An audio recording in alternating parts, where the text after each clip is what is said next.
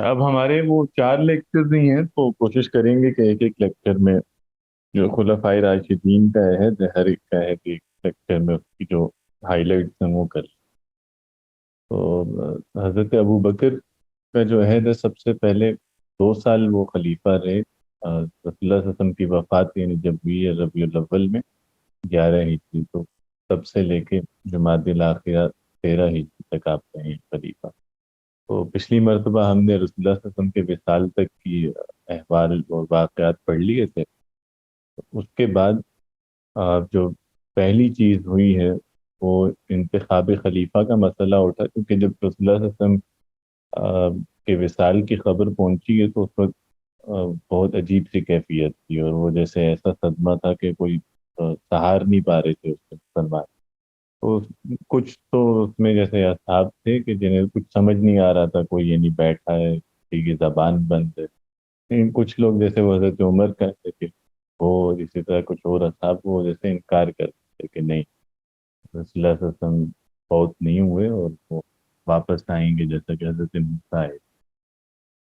تو اس حالت میں حضرت ابوبکر تک جب خبر پہنچی، چونکہ وہ صبح ہم نے دیکھا تھا کہ وہ جو نماز صبح کی پڑھائی السلام تھی وہ علیکم ابو ورحمۃ بکر اللہ نے سر، کی۔ آپ کی آواز بہت آہستہ ہے یا میرے اپنے فون میں کوئی مسئلہ ہے؟ بالکل نہیں آ رہی اچھا، آواز نہیں آ رہی؟ مجھے، تو نہیں آ رہی۔ میں کیا چیک کروں؟ میں اپنا چیک کر لوں پھر، نہیں تو نیٹ یہ آ رہی ہے آواز؟ آہستہ ہے تھوڑی۔ بہت آہستہ آ رہی ہے، یعنی کہ بہت کم، کان لگانے سے، کان کے ساتھ لگانے سے۔ اچھا جی اب بتائیے، اب بہتر ہے آواز؟ جی سر، جی اب سر بہتر ہے، بہتر ہے۔ اچھا الحمد للہ۔ چلے بہتر، وہ مائک میرا خیال ہے صحیح سے۔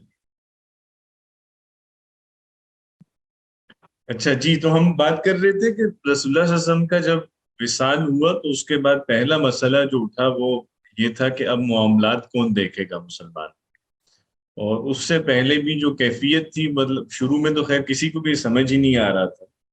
تو وہ جو خبر آئی رسول اللہ صلی اللہ علیہ وسلم کی تو اس پہ عجیب کیفیت تھی، اور مطلب سہار نہیں پا رہے تھے۔ کوئی جیسے صحابی بیٹھے ہیں غم میں، کوئی بالکل خاموش ہے، اور کچھ حضرت عمر کی طرح تھے جو ایگریسو تھے، اور بس اس میں تھے کہ کوئی بھی یہ نہ کہے کہ رسول اللہ صلی اللہ علیہ وسلم فوت ہو گئے۔ تو اسی دوران حضرت ابو بکر تک یہ خبر پہنچی، اور وہ بلکہ ایک صاحب کو بھیجا گیا، کیونکہ جب یہ دیکھا نا کہ حضرت عمر یہاں جیسے کھڑے ہو گئے تھے تلوار نکال کے، اور وہ لوگوں میں بات کر رہے تھے کہ کوئی یہ نہ کہے اللہ تعالیٰ نے انہیں اپنے پاس بلایا ہے، جیسے حضرت موسیٰ کو کلام کرنے کے لیے بلایا تھا، اور واپس آئیں گے۔ اور جو آدمی یہ جس نے کہا ہے کہ رسول اللہ صلی اللہ علیہ وسلم فوت ہو گئے تو وہ اس کے ہاتھ پاؤں کاٹیں گے رسول اللہ کے، تو اس طرح سے جیسے بات کر رہے تھے۔ تو وہ پھر کچھ اصحاب نے حضرت بکر کو پیغام بھجوایا، چونکہ انہیں یہ تھا کہ یہ مطلب وہی حالات آ کے قابو میں لا سکتے ہیں۔ تو حضرت ابوبکر آئے، وہ رسول اللہ صلی اللہ علیہ وسلم کے پاس اندر تشریف لے کے گئے، اور انہوں نے آپ کے چہرے مبارک سے کپڑا ہٹایا، آپ کو بوسہ لیا، اور اس کے بعد وہ کلمات فرمائے، طبت حیا و طبت میتا، کہ آپ زندہ بھی بہت اچھے تھے، اور آپ موت بھی اللہ نے آپ کو سب سے اچھی دی ہے۔ اور اس کے بعد آپ نے باہر آ کے وہ اپنا خطبہ ارشاد فرمایا، جو سب سے وہ مشہور خطبہ ہے، جس میں آپ نے وہ آیت بھی پڑھی کہ ماں کا وہ محمد اللہ محمد رسول۔ ہاں جی، اور یہ کہ ان سے پہلے بھی رسول آئے ہیں۔ اس سے پہلے حضرت بکر نے جیسے اس آیت کو تو بالکل آخر میں کہا نا، شروع یہاں سے کیا کہ جو کوئی محمد کی عبادت کرتا تھا تو وہ تو فوت ہو گئے، اور جو اللہ کی عبادت کرتا تھا وہ اللہ تو زندہ ہے اور ہمیشہ رہے گا، اور پھر یہ آیت پڑھی آپ۔ تو جیسے یہ ہوا تو اب سب کو جیسے یقین آ گیا، اور وہ اس حالت سے نکل آئے، وہ جو ایک انہیں کیفیت تھی نا بے یقینی کی۔ تو ایک طرف تو خیر یہ والا صدمہ تھا، لیکن یہ ہے کہ دوسری جانب اب مسئلہ یہ بھی فوراً اٹھا کہ خلیفہ کا کیا بنے گا، چونکہ یہ کہ اگر مسلمانوں کا معاملہ کسی کے ہاتھ میں نہیں ہے تو ظاہری بات ہے اختلاف کی، اور پھر یہ کہ دشمن کے حملہ کرنے اور کافی سارے مسائل کا سامنا کیا جا سکتا، تو اس لیے پہلا ایشو یہی اٹھا کہ خلیفہ کسے اب بنایا جائے. تو اس میں آپ کو معلوم ہوگا پہلے انصار جو ہیں وہ اس سے پہلے ہی اپنی میٹنگ انہوں نے شروع کر لی تھی, اور حضرت سعد بن معاذ جو بیمار تھے انہیں وہ لے کے آئے اور اس سے مشورہ کیا کہ بتائیں اب تو رسول اللہ صلی اللہ علیہ وسلم کے بعد کس کے پاس مدینہ کے معاملات جاننے چاہیے. اور اس کی وجہ یہی ہے نا کہ مدینہ جو ہے وہ جب سے رسول اللہ صلی اللہ علیہ وسلم آئے تو رسول اللہ صلی اللہ علیہ وسلم ہی کے امر پہ چلتا تھا, تمام معاملات آپ ہی کے حکم پہ تھے. تو اب ظاہری بات ہے کسی نہ کسی کو رسول اللہ صلی اللہ علیہ وسلم کے اصحاب میں سے خلیفہ ہونا تھا. تو انصار کے ہاں آپ نے دیکھا ہوگا کہ پہلے بھی جیسے یہ مسئلہ بار بار ان کے اندر آتا تھا, مطلب نیچرل تھا, تو انہیں یہ خیال آتا تھا کہ ہم نے رسول اللہ صلی اللہ علیہ وسلم کی مدد کی, ہم نے اسلام کو مضبوط کیا, اس کے بعد کہیں ایسا نہ ہو کہ رسول اللہ ہمیں چھوڑ دیں. اور یہ تو ہم نے سیرت میں بھی مطالعہ کیا نا, جیسے فتح مکہ کے موقع پہ بھی انہوں نے اس کا اظہار کیا, اسی طرح وہ جو غزوہ حنین پہ ہوا تو وہاں پہ بھی. تو کئی مواقع پہ یہ چیز آئی ہے کہ انہیں یہ تشویش ہوتی تھی کہ رسول اللہ صلی اللہ علیہ وسلم تو ہم میں آئے ہیں لیکن اصل میں تو وہ مہاجرین میں سے ہیں, تو کہیں ایسا نہ ہو کہ وہ واپس ادھر چلے جائیں. اور اس پہ رسول اللہ صلی اللہ علیہ وسلم نے کئی مرتبہ یقین دہانی بھی کروائی نا, وہ جو فرمایا کہ میں انصاری ہی میں سے ہوں, بس یہ کہ ہجرت میں نے کی. تو یہ ایشوز پہلے بھی تھے. اب جب یہ معاملہ ہو گیا تو انصار جیسے اپنا رائٹ سمجھتے تھے کہ چونکہ انہوں نے مدینہ میں سپورٹ کیا اسلام کو سب سے زیادہ, اور رسول اللہ صلی اللہ علیہ وسلم کو بھی اور ان کے اصحاب کو بھی, تو وہ جیسے سمجھتے تھے کہ یہ نیچرل یہی ہے کہ رسول اللہ صلی اللہ علیہ وسلم کے بعد مدینہ کا انتظام وہی لوگ چلائیں. اب لیکن اس میں جب ایشو یہ اٹھا کہ یہ بات مطلب انہوں نے کی حضرت سعد نے, تو اس کے بعد ہی کچھ لوگ کہنے لگے کہ نہیں بھائی یہ کیسے ہو سکتا ہے, مہاجرین سے تو ہم نے پوچھا ہی نہیں, تو ہو سکتا ہے کہ وہ کہیں کہ تم نے ہمیں پوچھے بغیر کیوں کیا, ہم ہیں جنہوں نے رسول اللہ صلی اللہ علیہ وسلم پہ پہلے ہی مان لائے اور کمزور تھے اور مدد دی وغیرہ, مطلب وہ اپنی کارنامے اور اپنی قربانیاں بتائیں. تو اسی پہ کچھ لوگ کہنے لگے ان میں سے کہ بھائی ہم پھر یوں کر لیں گے کہ ایک امیر انصار کا ہو جائے گا, ایک مہاجرین کا ہو جائے گا. مطلب اس طرح سے ابھی جیسے بحث چل رہی تھی, تو اسی میں حضرت سعد کہتے ہیں کہ بھائی یہ تو پہلی کمزوری کا جیسے اظہار ہو گیا ہے, یعنی جہاں یہ ہو جائے گا کہ ایک امیر ہم میں اور ایک تم میں, تو اس کا مطلب ہے پھر اختلاف آگے بڑھتا جائے گا. اور پھر ایک اور وجہ بھی ہے کہ انصار میں بھی یعنی جیسے جو اوس والے تھے انہوں نے بات کی تو خزرج والے جیسے اس رائے سے اتفاق نہیں کر رہے تھے, اس کو اپوزٹ کہہ رہے تھے. تو وہیں ان کو بھی خطرہ ہو گیا کہ یہ تو معاملات ابھی سے جیسے اختلاف کی طرف جا رہے ہیں. تو خیر اس کی خبر ہوئی باقی اصحاب کو بھی, تو حضرت عمر فوراً وہاں پہنچے حضرت ابوبکر کو لے کے, اور وہاں ایک بحث ہوئی, کافی گفتگو ہوئی لوگوں میں, اور اس کے بعد اس پہ اتفاق ہوا سب کا کہ حضرت ابوبکر کے ہاتھ پہ بیعت کی جائے, چونکہ وہی جیسا کہ ہم دیکھ چکے ہیں کہ رسول اللہ صلی اللہ علیہ وسلم نے اپنے زندگی میں ہی کئی مواقع پہ یہ بتا دیا تھا کہ میرے بعد جیسے خلیفہ جو ہے وہ ابوبکر ہی کو ہونا چاہیے. جیسے اس کا ایک مظہر یہ ہے کہ امامت بھی انہیں عطا کی, اور جو خاص طور پہ امیر بنایا تھا سفر حج کا, تو وہ تو جیسے بہت واضح سمبل تھا کہ رسول اللہ صلی اللہ علیہ وسلم کی نیابت جو ہے وہ حضرت ابوبکر کریں گے. اور ویسے بھی یہ ہے کہ مسلمانوں میں چاہے مہاجرین ہو یا انصار ہو, تو یہ مسلم تھا کہ صحابہ میں ان سے زیادہ یعنی مرتبے والی شخصیت وہ کسی کو نہیں سمجھتے تھے. تو اس لیے ان پہ اتفاق ہو گیا اور لوگوں نے بیعت کر لی. صرف ایک نام کے بارے میں آتا ہے حضرت علی کے بارے میں, اس میں کچھ لوگ کہتے ہیں کہ انہوں نے بیعت نہیں کی تھی, بعد میں کی حضرت فاطمہ کی وفات کے بعد. لیکن کئی مصادر ہیں اور کئی علماء اس کے قائل ہیں, مطلب وہ اس کے پورے دلائل دیتے ہیں کہ حضرت علی نے بھی بیعت کی تھی. وہ الگ بات ہے کہ بعد میں حضرت فاطمہ چونکہ ناراض ہو گئی تھی حضرت ابوبکر سے, تو اس کی وجہ سے حضرت علی نے ان کے جیسے دل رکھنے کے لیے اس وقت حضرت ابوبکر سے وہ الگ ہی رہے, تو بعد میں دوبارہ انہوں نے تجدید بیعت کی. تو یہ ایک الگ مسئلہ ہے, ورنہ اس سے ہٹ کے باقی جو ہے وہ کسی کا کوئی اختلاف نہیں تھا, سبھی نے اتفاق سے انہیں خلیفہ منتخب کیا, مہاجرین نے بھی انصار نے بھی. اور جو دوسری بات اس میں یہ ہے اہم کہ حضرت فاطمہ کا بھی جو اختلاف ہوا تھا یا حضرت علی کا، وہ خلافت پہ نہیں ہوا تھا جس طرح کہ اس کو رنگ دیا جاتا نا، کہ وہ یہ سمجھتے کہ وہ خلافت کے زیادہ حقدار ہیں یا خلافت اہل بیت میں ہونی چاہیے. وہ تو صرف اتنا مسئلہ تھا کہ وراثت جو تھی رسول اللہ صلی اللہ علیہ وسلم کی، اس پہ مسئلہ ہوا تھا کہ رسول اللہ صلی اللہ علیہ وسلم کو جو مال فے میں سے حصہ آتا تھا، اسی طرح جو خمس تھا وہ خیبر کا اور صدق کا جو حصہ تھا، تو اس میں سے حضرت فاطمہ نے طلب کیا کہ وہ ہماری مطلب ہم وارث ہیں، تو جو مال رسول اللہ صلی اللہ علیہ وسلم کا تھا اور وہ اپنی ازواج میں اور اپنے اولاد میں تقسیم کرتے تھے، وہ آپ اس میں سے میرا حصہ مجھے دیجیے. اس پہ حضرت ابوبکر نے انکار کیا اور انہوں نے وہ روایت سنائی کہ رسول اللہ صلی اللہ علیہ وسلم نے فرمایا کہ ہم انبیاء ہیں، اور انبیاء جو ہیں وہ وراثت نہیں چھوڑتے، ہم جو چھوڑ کے جائیں وہ صدقہ ہوتا ہے. تو یہ بات حضرت فاطمہ کو اس وقت بری لگی اور انہوں نے اس پہ ناراضگی کر لی حضرت ابوبکر سے، یعنی ان سے جیسے ملی نہیں. تو لیکن اس میں یہ کہیں نہیں ہے کہ انہوں نے یہ کبھی اظہار کیا ہو کہ یہ مطلب انہوں نے غلط کی، خلاف خلیفہ انہیں نہیں ہونا چاہیے تھا. تو وہ صرف یہ وجہ تھی، اور اس میں بھی سب کا اس بات پہ اتفاق ہے کہ وہ حضرت ابوبکر اس معاملے میں ٹھیک تھے، کیونکہ رسول اللہ صلی اللہ علیہ وسلم نے یہ خود واضح فرمایا تھا کہ ہم جو بھی چھوڑتے ہیں وہ صدقہ ہے، وہ وراثت نہیں ہے کہ وہ وراثت کی طرح تقسیم ہوگا، وہ بیت المال کا ہوگا. اور اس میں پھر حضرت ابوبکر ویسے ہی خرچ چلایا کرتے تھے امہات المومنین کا اور باقی اہل بیت کا، جیسے رسول اللہ صلی اللہ علیہ وسلم چلاتے تھے. لیکن آپ نے اس سے انکار کیا تھا کہ کسی کو دے دیں، اس کا مالک بنا، جیسا کہ وراثت میں ہوتا ہے کہ آپ دے دیتے ہیں نا. تو یہ ایک ایشو تھا، اس میں خلافت پہ کسی کو بھی اختلاف نہیں تھا. اور وہ خیر اس سے بھی مزید واضح ہو جاتا ہے کہ حضرت فاطمہ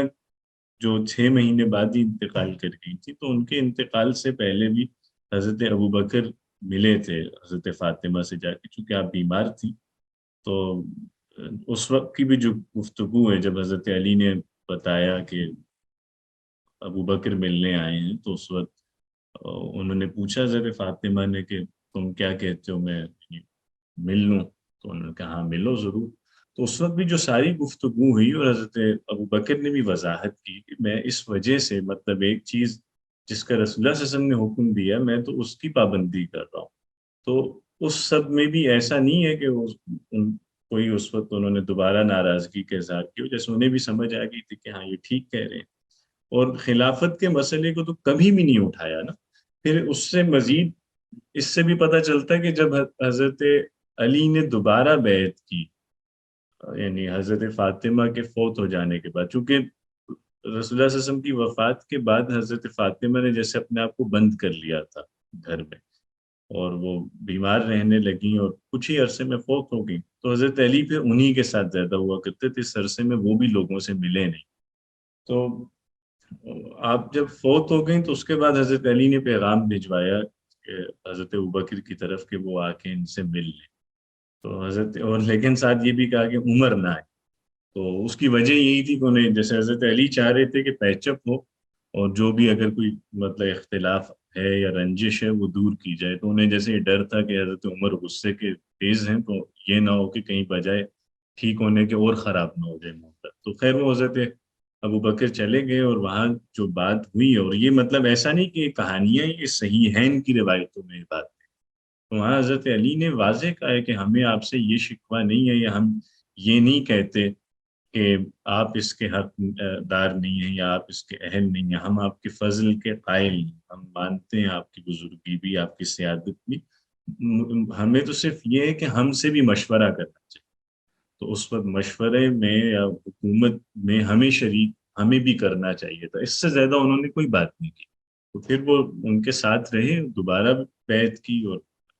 وہ شورا میں بہت اہم آدمی تھے حضرت علی. تو اس سب سے وہ پتہ چلتا ہے کہ حضرت ابوبکر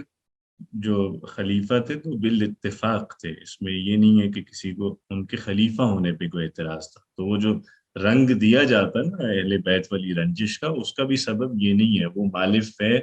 وغیرہ کی وجہ سے وہ مسئلہ وقتی طور پہ رہا تھا. تو خیر پہلی چیز تو یہ خلیفہ کا انتخاب تھا، وہ اس طرح سے جیسے میں نے عرض کیا ہو گیا حضرت ابوبکر کا انتخاب۔ اب جب حضرت ابوبکر خلیفہ منتخب ہوئے تو اس کے بعد انہوں نے پہلا خطبہ ارشاد فرمایا، اس میں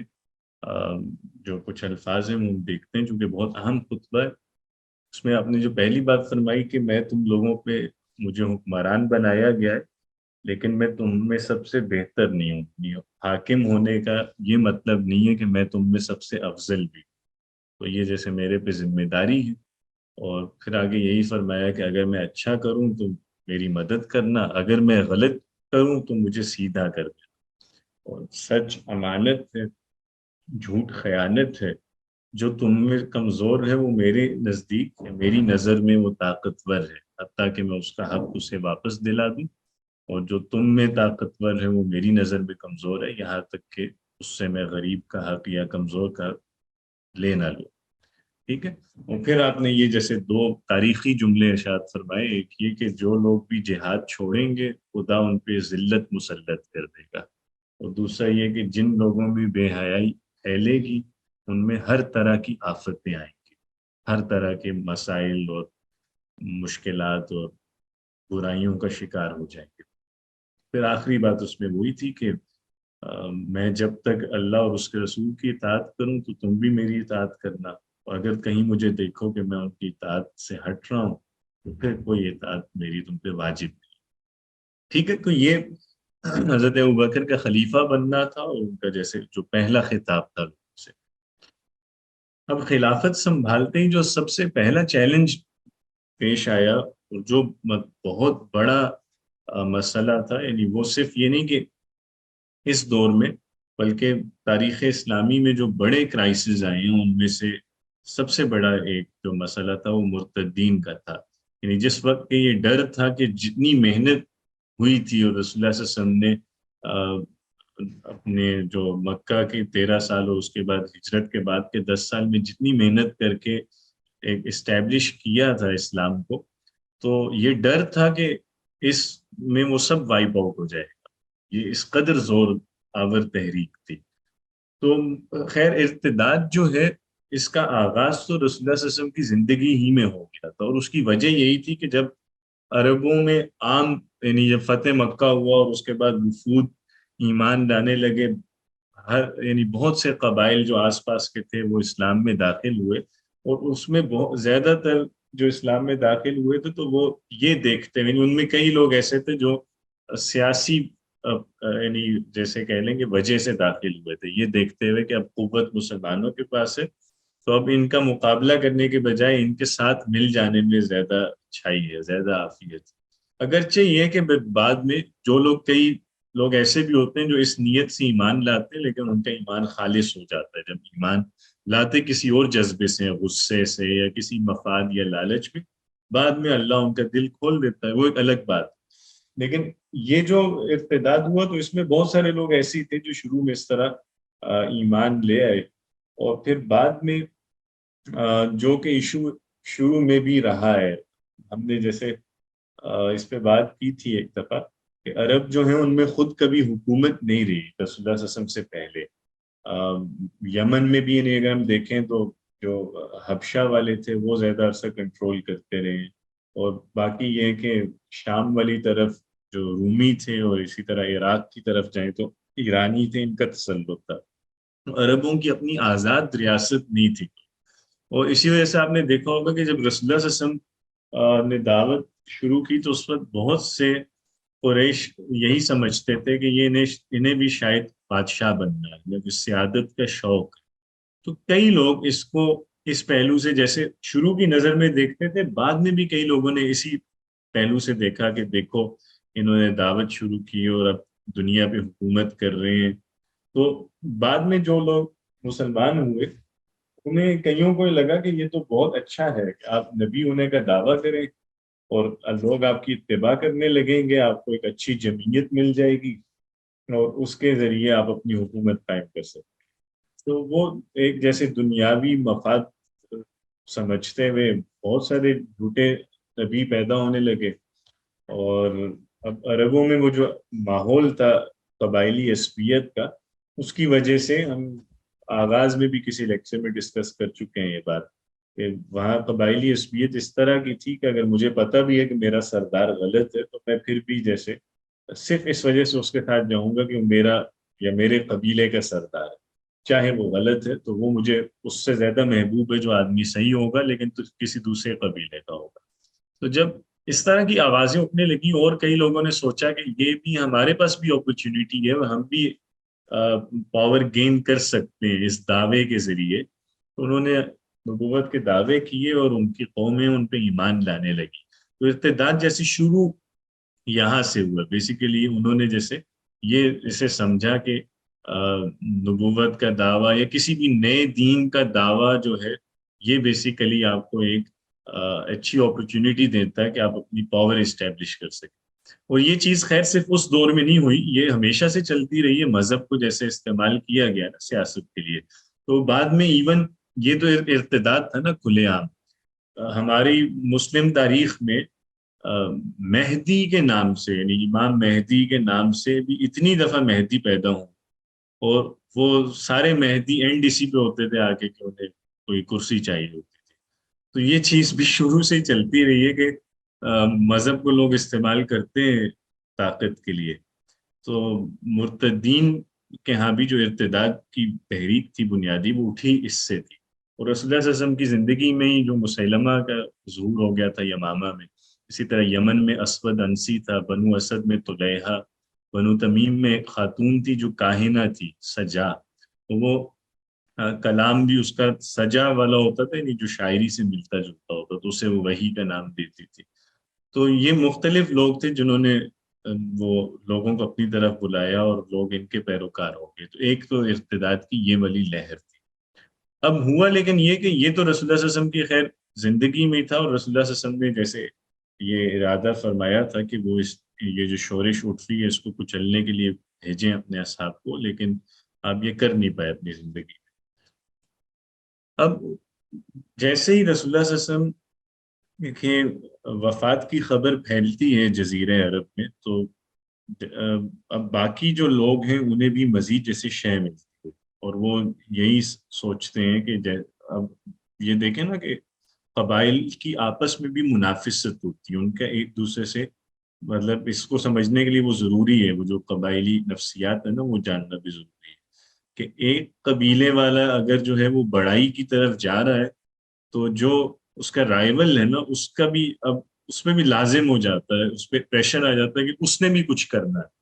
تو ایک دوسرے کی دیکھا دیکھی یا ایک دوسرے کی مخالفت میں وہ بہت کچھ کر رہے ہوتے ہیں۔ تو اسی طرح یہ چیز اب اس کو کمک مل گئی مزید کہ ارتداد کیا جائے اور نئے دین ہر کوئی اپنا ایک نیا دعویٰ کرے اور اس کے لوگ پیروکار چل پڑے۔ تو یہ جیسے چلن عام ہوا، تو سب سے پہلے اب حضرت ابوبکر کے لیے یہی سب سے بڑا چیلنج تھا کہ آس پاس ہر جگہ سے جب ارتداد اٹھ رہا ہے تو اس کو کیسے سنبھالا جائے کہ یہ خطرہ آگے نہ بڑھے، اور اس کو کنٹرول بھی کیا جائے، اور یہ کہ دوبارہ ان لوگوں میں اسلام کا بیج ڈالا جائے۔ اس کے علاوہ ایک تو یہ فوری چیلنج، اور دوسرا جو بڑا مسئلہ فوراً اٹھا تھا وہ تھا لشکر اسامہ کی روانگی۔ یہ آپ کو یاد ہوگا ہم نے دیکھا تھا کہ رسول اللہ صلی اللہ علیہ وسلم نے جب غزوہ طائف سے واپس آئے تھے تو اس وقت شام میں رومیوں سے جنگ کرنے کے لیے حضرت اسامہ بن زید کے کمان میں ایک لشکر تیار کیا تھا، اور وہ لشکر نکل بھی گیا تھا مدینہ سے، لیکن یہ کہ رسول اللہ صلی اللہ علیہ وسلم کہ زیادہ بیمار ہونے کی جب انہیں خبر ہوئی تو وہ لوگ وہاں رکے اور پھر واپس مدینہ میں آ گئے جب آپ کو انہیں خبر پہنچی رسول اللہ صلی اللہ علیہ وسلم کی وفات کی۔ اب حضرت ابوبکر نے جب خلافت سنبھالی تو انہوں نے مرتدین کی طرف جانے سے پہلے انہوں نے سب سے پہلا کام یہی کیا، انہوں نے کہا کہ جو حضرت اسامہ کا لشکر تیار ہوا تھا اس کو میں بھیجتا ہوں۔ تو اب یہ خود ایک ان حالات میں ایک بہت دلیرانہ فیصلہ تھا، لیکن ایسا فیصلہ تھا کہ اس میں باقی صحابہ حضرت ابوبکر کے ساتھ نہیں تھے، اور وہ روک رہے تھے اور یہ بات کر رہے تھے کہ بھائی مدینہ کے آس پاس ہر طرف آگ لگی ہوئی ہے، ہر کوئی مرتد ہوا جا رہا ہے، اور آپ کیا کر رہے ہیں، آپ قیصر کی طرف اور روم کی طرف بھیج رہے ہیں اپنی فوج، تو ہمیں تو اپنے آس پاس کا اتنا خطرہ ہے تو ابھی آپ نہ کریں۔ تو خیر حضرت ابوبکر لیکن بہرحال اس میں ثابت قدم رہے اور انہوں نے وہی الفاظ فرمائے جو جیسے ایک روایت میں آتا ہے کہ انہوں نے کہا کہ بھائی اگر میں یہ بھی دیکھوں کہ مدینہ میں درندے آ گئے اور چیر پھاڑ کر رہے ہیں اور پرندے جو ہیں وہ اٹھا کے لے کے جا رہے ہیں، اور ایک بلکہ روایت میں یہ الفاظ ہے کہ اگر یہ دیکھوں میں کہ کتے آ گئے ہیں اور وہ امہات المومنین پہ بھی انہوں نے حملہ کر دی اور انہیں گھسیٹ کے لے کے جا رہے ہیں، پھر بھی میں وہ لشکر ضرور بھیجوں گا جسے رسول اللہ صلی اللہ علیہ وسلم نے بھیجا تھا، اور میں وہ چیز نہیں روک سکتا جس کو رسول اللہ صلی اللہ علیہ وسلم بھیج چکے تھے۔ تو یہ تو جیسے اس پہ انہوں نے ایک عزیمت کا مظاہرہ کیا کہ یہ نہیں ہو سکتا، چاہے حالات کچھ بھی ہوں تو حضرت اسامہ جائیں گے، اور اس کی برکت سے فائدہ ہوا، حالانکہ جو جیسے بظاہر لگ رہا تھا نا کہ اس سے نقصان ہو سکتا ہے کہ مرتدین کو موقع ملے گا کہ مدینہ میں آلریڈی جیسے وہ فوج بھی کم ہو گئی ہے تو وہ اسے غنیمت سمجھیں گے، اس کا اثر الٹا ہوا۔ ان لوگوں نے جب دیکھا کہ مسلمان ان حالات میں بھی روم سے لڑنے جا رہے ہیں تو ان پہ روب طاری ہو گیا، اور کئی قبائل جو یہ سوچ رہے تھے کہ وہ ان سے مل جائیں مرتدین سے، وہ اس ارادے سے پھر گئے، یہ دیکھتے ہوئے کہ نہیں ابھی بھی مسلمانوں میں قوت ہے۔ تو اس وجہ سے جیسے ارتداد جو ہے وہ مزید پھیلنے سے روکا، تو یہ بھی ایک جو اقدام تھا یہ بھی اس میں وجہ بنا اس کو روکنے میں۔ ہاں، اس بارے میں حضرت ابو ہریرہ والی ایک روایت ہے، میں نے لکھی ہے، خیر پڑھ لیجئے گا۔ اس میں یہی ہے کہ ایک مرتبہ آپ نے فرمایا کہ خدا کی قسم اگر ابو بکر نہ ہوتے یا ابو بکر خلیفہ نہ بنتے تو آج کوئی خدا کو نہ پوچھ رہا ہوتا۔ تو یہ انہوں نے جیسے 3 مرتبہ یہ بات کی تو لوگوں نے حضرت ابو ہریرہ سے کہا کہ بھائی کیا کہہ رہے ہیں آپ، جب بس کر دیں، یہ اتنا بھی تو نہ بڑھائیں کہ حضرت ابو بکر کے خلیفہ بننے سے آپ اتنا انہیں کیوں اوپر لے کے جا رہے ہیں کہ وہ نہ ہوتے تو کوئی خود اللہ کی عبادت نہ کرتا۔ پھر آپ نے پورا وہی بیان کیا کہ لشکر اسامہ کو آپ نے کن حالات میں بھیجا، اور اس کے بھیجنے کا یہ اثر ہوا کہ جو ارتداد پھیل رہا تھا وہ اس لیے رک گیا کہ لوگ اس سوچ میں پڑ گئے کہ اب بھی مسلمانوں میں اتنی طاقت ہے کہ وہ روم سے بھڑ سکتے ہیں، اور وہ جو 700 لوگوں پہ مشتمل حضرت اسامہ لشکر لے کے گئے، ان کی روم سے لڑائی بھی ہوئی اور وہ فتح یاب بھی ہوئے۔ ہاں، اس دوران جب لشکر کو آپ بھیج رہے تو اس میں بھی ایک بہت خوبصورت یہ واقعہ ہے مختصر سا کہ حضرت ابو بکر خود حضرت اسامہ کو رخصت کرنے مدینہ سے ذرا باہر تک گئے، تو حضرت اسامہ اس پہ تھے، گھوڑے پہ سوار تھے، تو حضرت ابوبکر پیدل چل رہے تھے، تو انہیں اچھا نہیں لگا، وہ ویسے بھی عمر میں بھی چونکہ بہت کم تھے، تو انہوں نے کہا کہ یا تو آپ بھی سوار ہو جائیں یا میں اتر جاتا ہوں۔ تو حضرت ابوبکر نے کہا کہ نہیں بھائی، تم بھی نہیں اترو گے میں بھی سوار نہیں ہوتا، اور یہ ہے کہ 2 لمحے اگر میرے قدموں پہ اللہ کی راہ میں غبار لگتا ہے تو اس میں میرا کیا جاتا ہے۔ البتہ جاتے ہوئے یہ ہے کہ حضرت ابوبکر نے حضرت اسامہ سے اس کی اجازت مانگی کہ حضرت عمر کو میرے ساتھ رہنے دیا جائے، چونکہ حضرت عمر بھی اس لشکر کا حصہ تھے جو جانا تھا شام، تو لیکن حضرت ابوبکر نے کہا کہ مجھے عمر کی یہاں ضرورت رہے گی مشورے وغیرہ میں، تو وہ حضرت اسامہ نے انہیں یہاں رہنے دیا۔ یہاں تک کلیئر ہے؟ کوئی سوال وغیرہ تو نہیں؟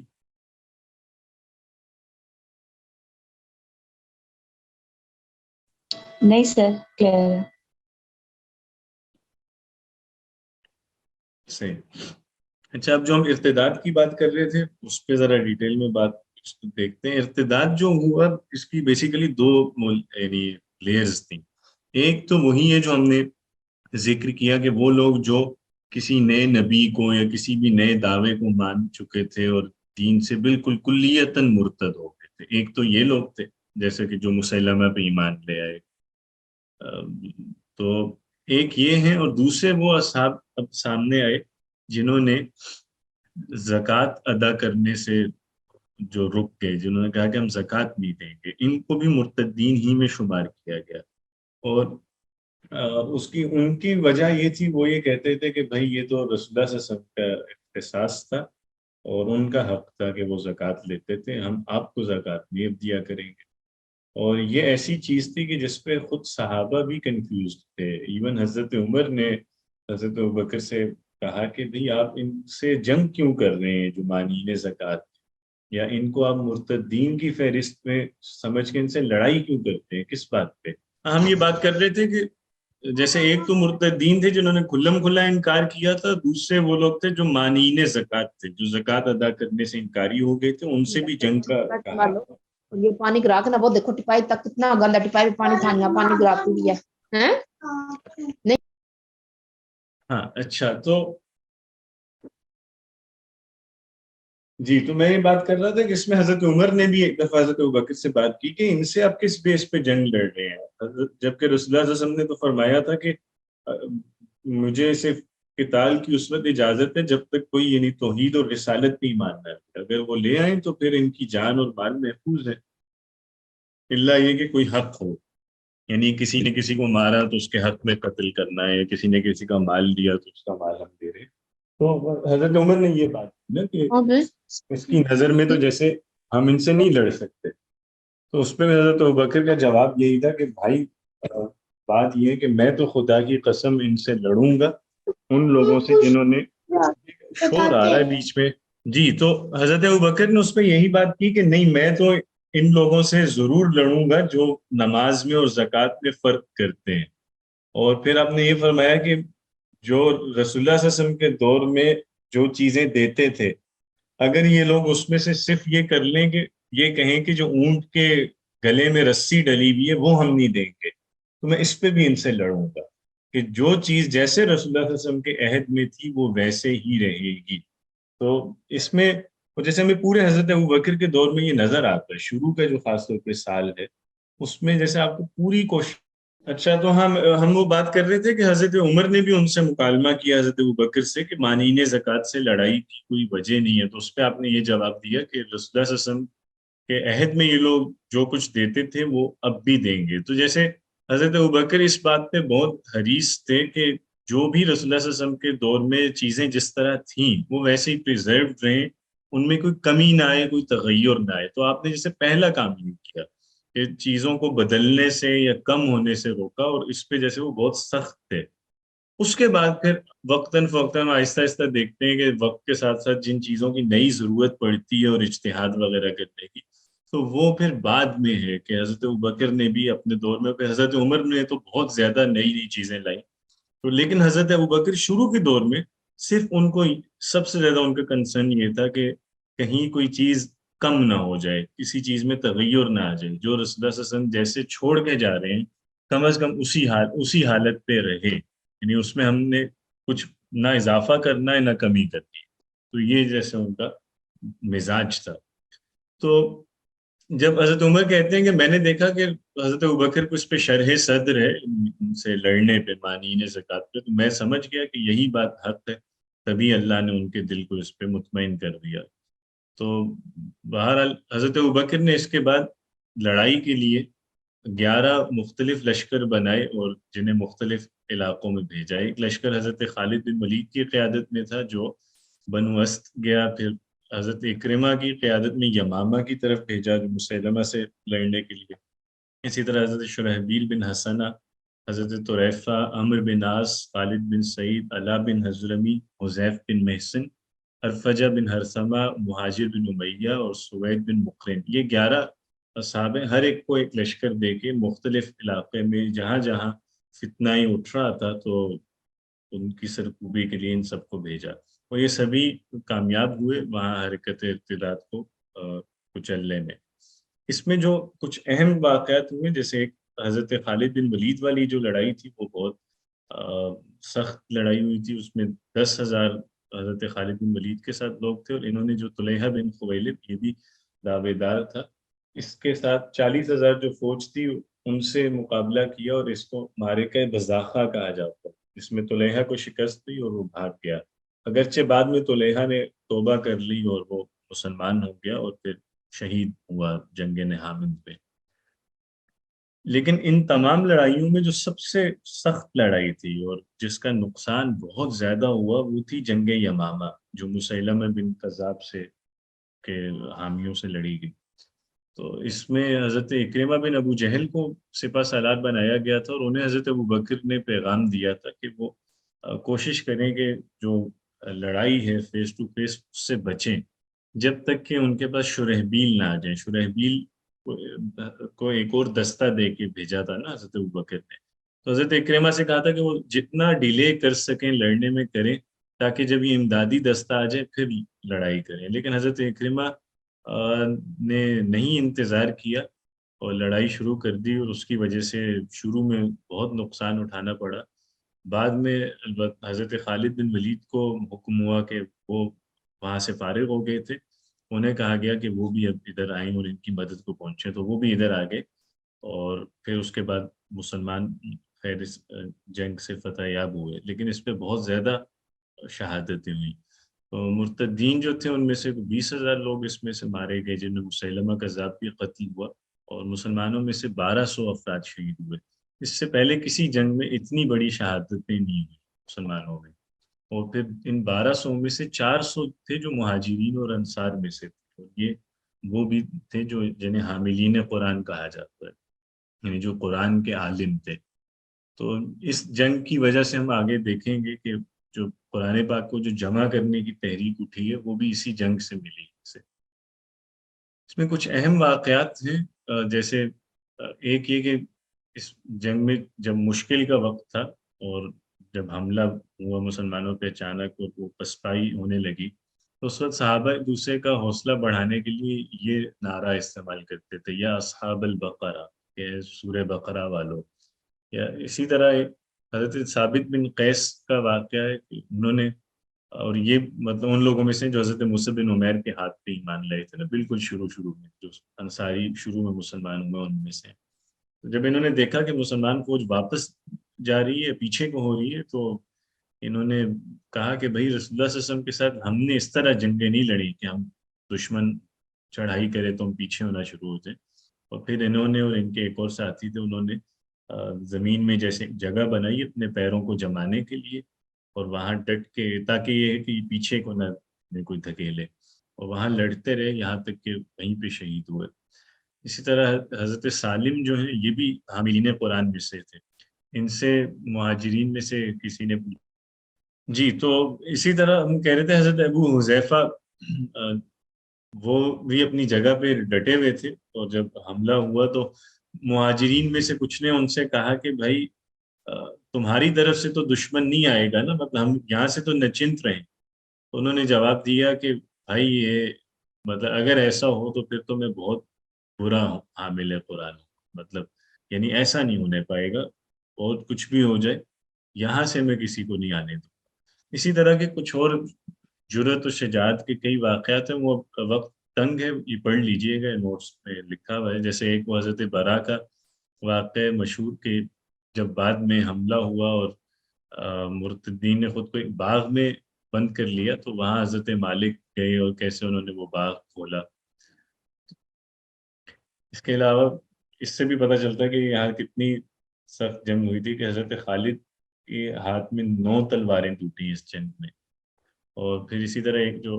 اور اس جنگ کے شہادتوں میں خاص بات ہے کہ حضرت عباد بن بشر جو انصاری صحابی تھے اور حضرت ابو حذیفہ یہ دونوں یعنی ان میں مواخات قائم کی تھی رسول اللہ صلی اللہ علیہ وسلم نے تو دونوں ایک ہی اسی جنگ میں لڑتے شہید ہوئے. تو 11 ہجری کا جو سال تھا یہ اسی طرح مرتدین سے لڑتے لڑتے گزرا اور یہ 11 لشکر جو بنائے تھے حضرت ابوبکر نے مختلف مقامات پہ لڑتے رہے. اور باقی جو مدینہ کے معاملات تھے یا اوور آل یعنی جہاں لشکر کے معاملات یا ہدایات وہ اس کے لیے ایک شورا تھی جس کے جو سب سے مین ممبرس تھے حضرت ابوبکر کے ساتھ حضرت عمر اور حضرت علی تھے. اس کے بعد جمع قرآن ایک بہت بڑا واقعہ ہے جو ایک بہت بڑا حضرت ابوبکر کا احسان بھی ہے پوری امت پہ. 12 ہجری میں قرآن پاک کو جمع کیا گیا ایک ہی نسخے میں اور ہوا یہی کہ حضرت عمر کے ایما پہ یہ کیا گیا. جب وہ یمامہ میں بہت سارے حفاظ شہید ہوئے تو حضرت عمر کو پریشانی ہوئی اور انہوں نے اس کا ذکر حضرت ابوبکر سے آ کے کیا کہ یہاں پہ اتنے لوگ شہید ہوئے اور آگے بھی جنگیں ہوں گی تو آگے بھی مجھے ڈر ہے کہ کئی حفاظ اس طرح شہید ہو جائیں گے تو مجھے یہ ڈر ہے کہ کہیں قرآن اس وجہ سے ضائع نہ ہو جائے. تو حضرت ابوبکر کو جب انہوں نے کہا تو انہوں نے کہا کہ نہیں بھائی میں کیسے وہ کام کر سکتا ہوں جو رسول اللہ صلی اللہ علیہ وسلم نے نہیں کیا. تو انہوں نے نہیں مانی یہ بات، لیکن بعد میں حضرت عمر انہیں کئی دفعہ کہتے رہے اور وہ بھی اس پہ غور و فکر کرتے رہے حضرت ابوبکر، یہاں تک کہ حضرت ابوبکر کو شرح صدر ہو گیا۔ پھر انہوں نے حضرت زید بن ثابت کو بلایا جو کاتبین وحی میں سے تھے، اور وہ پوری روایت صحیح بخاری میں ہے جو حضرت زید خود بیان کرتے ہیں نا کہ مجھے حضرت ابوبکر نے بلایا اور حضرت عمر پاس بیٹھے تھے، تو حضرت ابوبکر نے پورا قصہ انہیں بتایا کہ اس طرح عمر میرے پاس آئے اور انہوں نے یہ بتایا، اور میں نے ان سے کہا کہ نہیں میں وہ کام کیسے کروں، تو پھر اللہ نے میرا بھی شرح صدر کیا، اور پھر ان سے کہا کہ بھئی تم جوان ہو، تم سمجھدار بھی بہت ہو، تم رسول اللہ صلی اللہ علیہ وسلم کے کاتب بھی رہے ہو، تو وہی تم لکھتے رہے ہو اور ہمیں تم پہ مکمل اعتماد ہے، تو یہ کام تم ہی سب سے بہتر کر سکتے ہو، تو تم ایسا کرو کہ اپنے ساتھ لوگوں کو لو اور قرآن پاک کو جمع کرنا شروع کر دو۔ تو حضرت زید کہتے ہیں کہ مجھے یہ سن کے ایسا لگا کہ بھائی مجھے اگر یہ کہہ دیا جاتا کہ کوئی پہاڑ اٹھا کے میں کسی اور جگہ لے جاؤں تو یہ زیادہ آسان تھا اس سے کہ مجھے یہ ذمہ داری دی جاتی، اور وہ بھی انہوں نے بھی فوراً یہی کہا، انہوں نے کہا کہ آپ دونوں کیسے وہ کام کر سکتے ہیں جو رسول اللہ نے نہیں کیا، تو اس پہ حضرت ابوبکر نے وہی جواب دیا جو حضرت عمر نے انہیں دیا تھا کہ یہ مطلب اچھا کام ہے، اس میں خیر ہے۔ تو حضرت زید کہتے ہیں میں بعد میں سوچتا رہا یہاں تک کہ مجھے بھی شرح صدر ہوا، پھر انہوں نے جمع قرآن کا ایک طریقہ بنایا اور انہوں نے کیا یہ کہ حفاظ اپنے ساتھ کافی سارے ملائے، لیکن صرف حفظ پہ اعتماد نہیں کیا کہ وہ اپنے حفظ پہ یا جو اپنی ان کی ٹیم تھی پوری حفاظ کی ان کے صرف حافظے پہ چلے، انہوں نے اعلان یہ کیا کہ جس شخص کے پاس بھی کچھ بھی قرآن لکھا ہوا ہے، جس نے رسول اللہ صلی اللہ علیہ وسلم کے دور میں رسول اللہ صلی اللہ علیہ وسلم سے آیات سن کے لکھ لی، تو ایک آیت ہے، دو آیات ہیں، جتنے بھی اجزاء جس کے پاس بھی ہیں وہ لے آئے، اور ایک شرط تو یہ کہ نہیں لکھا ہوا کلام لائے جو رسول اللہ صلی اللہ علیہ وسلم کی زندگی میں لکھا گیا ہو، اور دوسری شرط یہ تھی کہ دو گواہ بھی ہونے چاہیے جو یہ بتائیں کہ ہم نے رسول اللہ صلی اللہ علیہ وسلم کی زندگی میں یہ آیت یا یہ کلام پڑھا تھا، اور اس بالکل ایسا ہی ہے، اس میں کوئی تغیر نہیں ہے، اور رسول اللہ صلی اللہ علیہ وسلم نے یہی املا فرمایا تو ان کو بھی ہم نے یہی بولتے سنا۔ تو یہ اب آپ دیکھیے کہ اس سے کیا کمال احتیاط ہے کہ وہ خود حافظ ہیں، ان کے ساتھ سب لوگ حفاظ تھے، لیکن پھر بھی انہوں نے حفظ پہ اعتماد نہیں کیا، انہوں نے ایک بالکل جو جیسے آبجیکٹو چیز ہوتی ہے نا جس میں کوئی شک کی گنجائش نہ رہے، وہ سارے پیرامیٹرز انہوں نے پورے کیے، تو اس طریقے پہ ایک ایک آیت کر کے انہوں نے آیات لکھنا شروع کی، جس آیت کے بارے میں انہیں وہ مل جاتا تھا لکھا ہوا نسخہ اور دو شہادتیں مل جاتی تھیں، اس کو وہ اپنے نسخے میں درج کر لیتے تھے، یوں ایک ایک آیت کر کے مکمل قرآن جو انہوں نے لکھا، تو ہر قرآن کا یعنی جتنی بھی آیتیں وہ ان سب پہ دو دو گواہیاں بھی تھیں، اور وہ انہوں نے سب کسی نہ کسی سے لکھی بھی دیکھی بھی ہیں، صرف دو آیتیں تھیں جن پہ انہیں کوئی گواہی مل نہیں رہی تھی، صرف ایک گواہی ملی تھی، لیکن وہ ایک گواہی ہی قبول کر لی گئی چونکہ جن صحابی کی گواہی تھی غالباً حضرت حارثہ ہیں، تو ان کے لیے رسول اللہ صلی اللہ علیہ وسلم نے فرمایا تھا کسی موقع پہ کہ ان کی گواہی دو کے برابر ہے، تو بہرحال یوں قرآن پاک کو انہوں نے اکٹھا کیا، اور اس کے بعد اس کو اپنے حفظ سے بھی ٹیلی کیا، باقی حفاظ نے بھی اس کو اپنے حفظ سے ملایا اس نسخے سے، پھر لوگوں کو دیا گیا انہوں نے بھی ملایا، تو اس وجہ سے ہم اسے کہہ سکتے ہیں کہ صرف یہ نہیں ہے کہ قرآن پاک کا جو الفاظ ہیں یا جو کلام ہے وہ سینہ بسینہ تواتر سے منتقل ہوا ہے، جو لکھی ہوئی صورت ہے جو نسخہ ہے وہ بھی سینہ بسینہ یا وہ بھی یعنی یوں کہہ لیں کہ نسل در نسل منتقل ہوا ہے تواتر سے، کتابت بھی تواتر سے آئی ہے اور جو اس کا سماع ہے وہ بھی تواتر سے آئی، اور اس میں ظاہری بات ہے آپ بندہ اس پہ سوچے تو جو محنت کی گئی اور جتنا بڑا احسان کیا گیا امت پہ بلکہ پوری انسانیت پہ، یعنی اب بھی جو اگر لوگ مسلمان ہوتے ہیں تو ان کے لیے سب سے زیادہ جو مسلمان ہونے کی وجہ ہے وہ خود قرآن پاک ہے، تو اور آپ سوچیں نا کہ وہ صرف ان لوگوں کے طفیل ہم آج مسلمان ہیں ورنہ ہمارے پاس کچھ بھی نہیں۔ اس کے بعد اب جب یہ مرتدین وغیرہ سے ہو گئے فارغ اور حالات قابو میں آ گئے، تو پھر حضرت ابوبکر نے باہر مہمات بھیجنا شروع کی، اور سب سے پہلے آپ نے عراق کی طرف کچھ فوجیں بھیجی، اور عراق کے لیے آپ نے پہلے 2 لشکر تیار کیے۔ ایک حضرت خالد جو ہیں ان کی سربراہی میں تھا، اور انہیں آپ نے بھیجا جب وہ یمامہ میں تھے، اسی وقت ان کو وہاں خط بھیجا اور انہیں حکم دیا کہ ادھر سے تم عراق چلے جاؤ، ابلا ایک جگہ ہے، وہاں سے عراق میں تم نے انٹر ہونا۔ اور دوسرا لشکر بنایا حضرت ایاز کا، اور انہیں حکم دیا کہ وہ دوسری طرف سے آئیں، مسیخ کے علاقے سے، یعنی وہ مشرقی علاقے سے داخل ہوں گے، شمال کے علاقے سے، اور حضرت خالد جنوب کی طرف سے۔ اور پھر انہیں کہا کہ ہیرا ایک شہر ہے، وہاں پہ تم دونوں نے اکٹھے ہونا، جو پہلے پہنچ گیا وہ امیر ہوگا اور آگے دوسرا ان کے تابع ہوگا۔ اور اس میں کچھ اور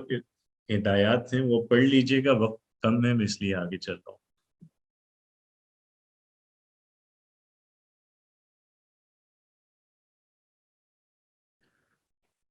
اب اس میں عراق میں حضرت خالد بن ولید نے تقریباً 11 جنگیں لڑی ہیں، اور وہ سبھی جنگیں جو ہیں ان میں فتح یاب ہوئے ہیں، اور بہت بڑی بڑی جیسے فتح ملی، اور یہی وہ جنگیں ہیں جن سے حضرت خالد خاص طور پہ ایران پہ ان کے جیسے دہشت بیٹھ گئی تھی، چونکہ یہ ساری جنگیں عراق میں جو ہوئی یہ ایرانیوں سے ہوئی ہیں۔ تو اس میں صرف ایک جنگ تھی آخری جس میں رومیوں سے بھی مقابلہ ہوا، باقی جتنی جنگیں تھیں وہ صرف فارسیوں سے تھیں یا کچھ عرب قبائل تھے نصارہ۔ جنگوں کی تفصیل جو ہے ہر جنگ کی وہ لکھی ہوئی ہے، وہ بھی پڑھ لیجئے گا، اب ٹائم نہیں۔ اور اس کے بعد جب عراق میں بھیجا، اگرچہ وہ جیسے ہم نے دیکھا حضرت ایاز کو بھی بھیجا تھا، لیکن انہیں کوئی خاطر خواہ کامیابی نہیں ہوئی، تو حضرت خالد نے جب یہاں اپنی جنگیں لڑیں، اور یہ علاقہ انہوں نے جب کنٹرول کر لیا اور ہیرا کو فتح کر لیا اور اس کو فوجی چھاؤنی بنایا، وہاں کنٹرول حاصل کیا، تو اس کے بعد انہیں پتہ چلا کہ جو حضرت ایاز والا لشکر دوسرا بھیجا تھا حضرت ابوبکر نے، وہ خود پھنس گیا ہے، اس کا یعنی دشمن نے گھیر لیا ہے۔ ان کی امداد کے لیے حضرت ابوبکر نے بھیجا تھا ایک صحابی تو حضرت عتبہ کو، تو وہ بھی مشکل میں تھے، وہ بھی نہیں سنبھال پائے، پھر حضرت خالد ان کی مدد کے لیے گئے، تو انہیں بھی جا کے حضرت خالد نے وہاں پہ اسسٹ کیا۔ اس کے بعد 12 ہجری میں شام کی طرف بھی حضرت ابوبکر نے 4 لشکر بھیجے، اور لیکن ان میں کسی کو بھی خاطر خواہ کامیابی نہیں ہوئی، بلکہ کئی نقصانات اٹھانے پڑے۔ اور اس میں پھر حضرت ابوبکر نے یہ ارادہ کیا کہ حضرت خالد کو شام میں بھی بھیجیں، اور بلکہ یہ فرمایا کہ میں اب رومیوں پہ خالد کو بھیج رہا ہوں جو انہیں شیطان کے سارے وسوسے بھلوا دے گا۔ تو یہ آپ نے ان کو وہاں بھیجا شام میں یہ کہہ کے، لیکن اس کے بعد پھر زیادہ عرصہ نہیں رہے حضرت ابوبکر، پھر اسی 13 ہجری ہی میں جمادی الاخرہ جو ہے اس میں ان کی وفات ہوئی۔ اور جو وفات سے پہلے کے واقعات ہیں وہ جو بہت مشہور اور ضروری یاد رکھے جانے والا واقعہ ہے وہ ہے حضرت عمر سے جو ان کی بات چیت تھی۔ تو بیمار تھے حضرت ابوبکر، اور حضرت عمر کو طلب کیا تھا، اور وہاں آپ نے حضرت عمر سے کچھ سوالات پوچھے تھے، کہ ان میں سے ایک یہی تھا کہ تمہاری وہ جو مال فے میں نے نہیں دیا اہل بیت کو، اس بارے میں کیا رائے ہے؟ اسی طرح خالد بن ولید کے بارے میں تمہاری کیا رائے ہے جو انہیں میں ہر جگہ امیر بناتا ہوں؟ تو یہ ساری وہ باتیں تھیں نا جس میں حضرت عمر کی رائے مختلف تھی، تو انہوں نے اختلاف کا اظہار کیا کھل کے، تو حضرت ابوبکر مسکرائے، تو حضرت عمر نے کہا کہ بھئی یہ کیا بات ہے، میں آپ سے اختلاف کر رہا ہوں، آپ مسکرا رہے ہیں؟ تو وہ حضرت ابوبکر خوش ہوئے، انہوں نے کہا کہ میں یہی چاہتا تھا کہ تم، یعنی میں یہی دیکھوں کہ تم ابھی بھی میرے ساتھ، جو رائے تمہاری تھی وہ تو مجھے پتہ ہے، میں چاہتا تھا کہ یہ دیکھوں کہ تم کوئی مطلب میری دل رکھنے کے لیے کوئی میری مرضی کی بات کرتے ہو یا اپنے دل کی بات کرتے ہو، سچ کہتے ہو، تو میں خوش ہوں کہ تم سچ کہتے ہو، تو ایسا ہی بندہ ہمیں چاہیے۔ تو حضرت عمر ذرا گھبرا گئے، اور انہیں سمجھ آ گئی کہ یہ کیوں پوچھ رہے تھے، تو انہوں نے خیر یہی کہا کہ نہیں میں اس کا اہل نہیں ہوں، تم فلاں کو بناؤ وہ قوی ہے۔ تو حضرت ابوبکر نے کہا کہ بھائی وہ قوی تو ہے، لیکن مجھے وہ چاہیے جو القوی الامین ہے، وہ صرف تم ہی ہو۔ تو یوں کر کے حضرت عمر کا انہوں نے انتخاب کیا خود ہی، اور پھر وصیت ایک لکھوائی جو ان کی وفات کے بعد پڑھی گئی، وہ انشاءاللہ پھر اگلی دفعہ دیکھیں گے۔ حضرت عمر کا جب ہم پڑھیں گے. اب اصل میں ٹائم اس میں چونکہ ویسے ہی اتنا شارٹ ہوتا ہے، واقعات اور چیزیں اتنی زیادہ ہوتی ہیں، وہ پھر میں نے یہی سوچا کہ نوٹس میں ساری چیزیں آپ کو دے دی جائیں، اور کلاس میں یہی ہے کہ اس میں کچھ مختصر بات ہی ہو سکے گی، ساری باتیں تو ہم کر نہیں سکتے.